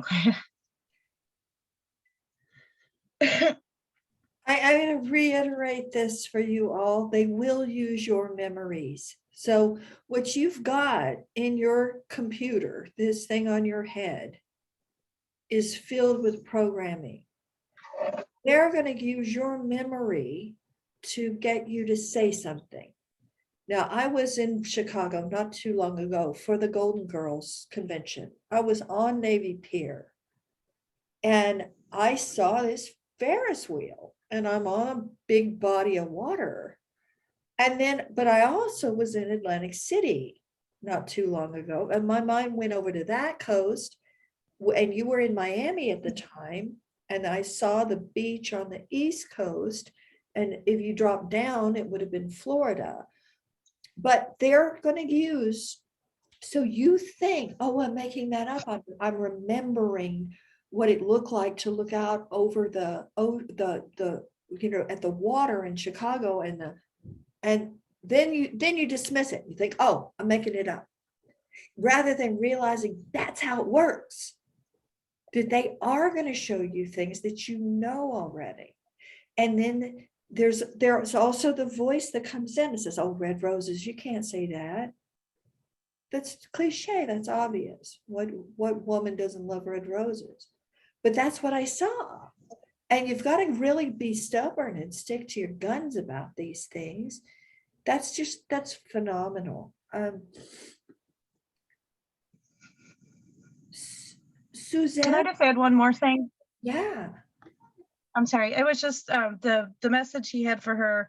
I was looking at my notes, and I have so many notes from all the other readings. Was he wants her to relax, and I saw them laying in the sand on a beach together in the sun and stretching. He said to stretch and to lay in the warm sand, and he really, really likes that. So he wants her to do that. She has been there. I mean, she's been in Miami, and he's been with her. So that's part of what you're seeing. It's so beautiful to watch you all mine these magical parts of yourself that you've never really probably been allowed to show anybody before. It's so phenomenal. Great work, Natalie. That's great work. Thank you. Beautiful work.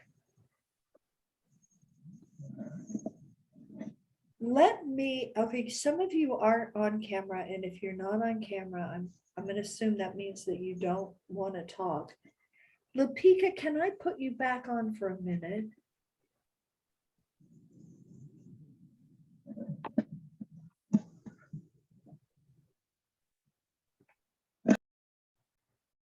Now, would you please tell them where you work?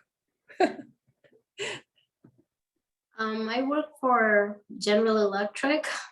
It's just a company in finance. Do you have a normal 9-to-5 job? Yes. Wow. Anybody else want to get something confirmed here? We've got some of you that didn't get to talk on Sunday.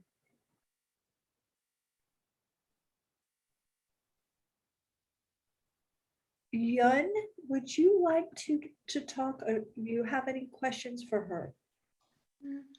I actually also had a very emotional reading with Charlie yesterday, and when he talked about how much he loved Lupika, and the wave of emotion just trembling, them shivering very strong. And the interesting point is when that wave hits me, and I feel there are a lot of masculine energy that I feel maybe he was a man.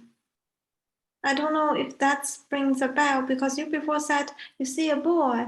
So I do not know if his past life was a man or not, because I feel he was not the usually animals send me the emotion is softer, like no matter they are male or female. And the way he sent me is overwhelming at that time. I was, ooh, like it's very, very deep love. I was very moved.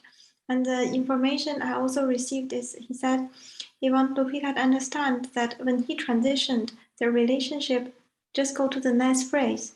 The relationship never stop. The love never stop. They just have a next phrase. It's always go like that. Lives go on the other side too. And I was very moved when I received the information. And yeah. Sorry, just a lot of my friends called him a little man. So he was the little man. So great. So you're right in picking up that man energy. Thank you very much. And he also showed me he like family parties best, where he get petted on non-stop. Yes. Very cute. And when I see your set, I see there is a woman figure coming out and a little bit chumpy and hug you from behind. I do not know if you feel it when you were crying, and I saw that. And I also see the cat he likes. It seems a white cat and have some brown color on the head. So have some colors. And the interesting point is yesterday, and I was discussing with him which kind of animal, which kind of fur coat you like to wear. And he first showed me an orange one. And I said, he said, what's your opinion? I said, maybe a bit gray. So we were discussing still. And I feel like he's also thinking about it. I'm not so sure. I will think about it. But like I feel like he's still decide what kind of appearance he wants. So it's just crazily cute. It was really a loving conversation we had. Wow. And I also sense that he feels once your relationship is finished, in some perspective, that your relationship moved to a next stage, you settled, and he will come back. So I have this kind of feeling from him. So this is what I today get additional for the the reading. Oh, another thing I also sense you have some female relatives next to you. There was a young girl and she was thinner and she always wear a hair clip. So this hair thing, and there was a sister of you and she have a little bit curly hair. And I also see a man, which is a yellow hair and light yellow hair and brown yellow hair mixed, and always wear a backpack. So this is the three persons I see so far. Wow. All right, Lupika, have a think about this. Tell us what siblings you have, or if Charlie knew them. I have a sister with curly hair, and Charlie knew her very, very, very well. And did your mom cook? Yes, she does. And someone sent me that his favorite place is the kitchen, and that's true. And that's where she is. And Yeah. I'm not negating what Gigi told you. I just see something different that I've never seen before. He's showing me things I've never seen before. He said that his friend came into the body of a cat and he's helping the cats in the shelter get adopted. So he showed me the cages. He showed me trying to get all those cats homes and get them out of those cages. That's one of the things that he's doing. If you don't find that one, don't worry. He will find his way to you. Okay. And it's up to you. You stay in touch with him of what form his body is going to take. And whether or not you want to take two as well as just one. And continue, everyone, to just stay open. Stay open if you haven't turned in a reading yet. If you're attending Sundays and Wednesdays, then you can always turn things in on Wednesday. After you finish the reading, you can turn them in. And perpetually keep things open as you go about your day or your night. What I'd like to do in the next, I think we've got Monica on with us. I want to do the tracking exercise. So this Sunday, I can't have class, and we're going to have class on Wednesday. Amelia, I Yeah. completely forgot. Sorry, I'm sitting in the dark. I'm in Poland 21st Wednesday and 25th Sunday. But when I'm back, sorry, I'm gonna put the light on. That's okay. So it's not going to happen for you. So I mean, I can send you again the date. So just the next week I'm in Poland, and after I'm back. So if you wanna do it, my cats will have to be after that. After that. Then I'd like you all, if anyone has an animal that needs a body scan, an animal that's alive on Earth right now, they don't even have to have anything wrong with them. If they had an interesting illness or an injury in the past that is absolutely brass tacks, we want to be able to say, this is what happened, this is when it happened, this is what went wrong, then we're going to have a body scan class. And then we'll have the tracking before this webinar series ends. I'm going to start working on that copy for the new one, and it'll be body scanning and healing so that we're healing as we go, finding problems. And just out of curiosity, even if it's just I'm thinking about adding a one afternoon. If any of you want to do a writing workshop, a writing lab.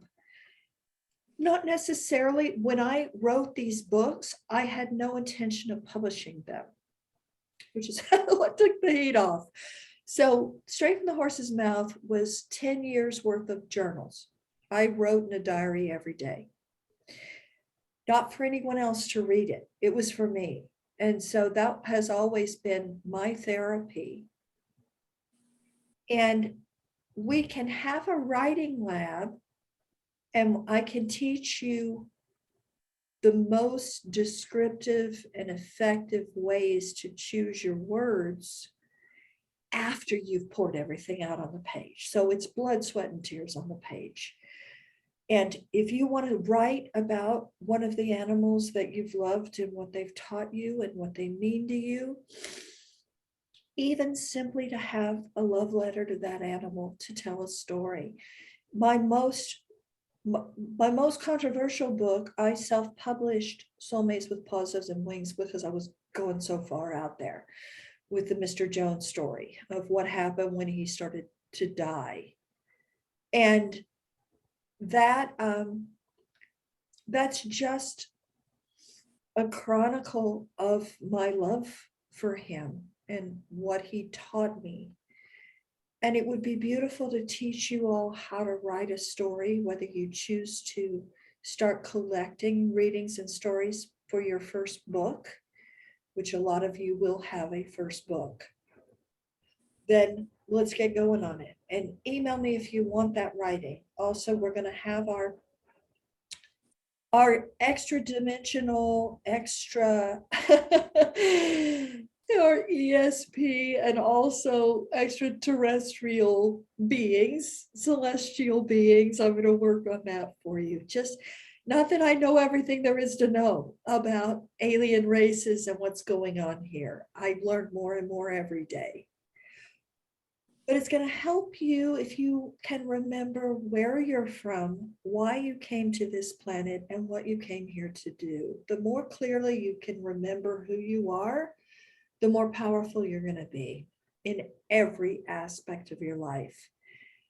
So those may simply be some guided meditations to remember the other planets that you were on before you were here, and help really get an idea of what you came to accomplish and how we can do those things together and how we can support each other better. I'm going to be putting that together soon. So send me an email if you've got an animal who is needing a body scan. Also, if they're sick now and you need help, we can also cover how to pray for your pet. We can all be there and support you, help understand what they're going through. And I have one bit of news that God did this morning out of the clear blue. I got an email that my latest book, Whispers from the Wild, has been translated into French. So we're going to add, by the grace of God, if they will tour me, we're going to add Paris to this next year of when I'm teaching in Europe. It's so important to me. I can't tell you. I'm so humbled to be in this position. So what's happening here is simply what was a journal. It was a diary. I went through 10 years of stories. I picked 50 case studies. I wrote the bridges of the how to, what I think might be happening, what the meditations are, what the processes are. And that's what became Straight from the Horse's Mouth. So keep a journal of all these readings. And sometimes people won't recognize. I do think that little boy is a human little boy. I think he's there somewhere. So those kinds of things, it might take Lapika a little while to recognize. But I'll see you next Wednesday. And I adore you all. And I'm so proud of you all. So continue to trust your heart and continue to learn how to get out of your head. Stay in your heart. Trust your heart. Listen to God. And know that you did not come here to fail. We are not going to fail. It's not going to happen. You're winning, and we're going to continue to win. So I love you. Mwah. Email me and let me know how what you need help with, and I'll see you next Wednesday. Bye for now.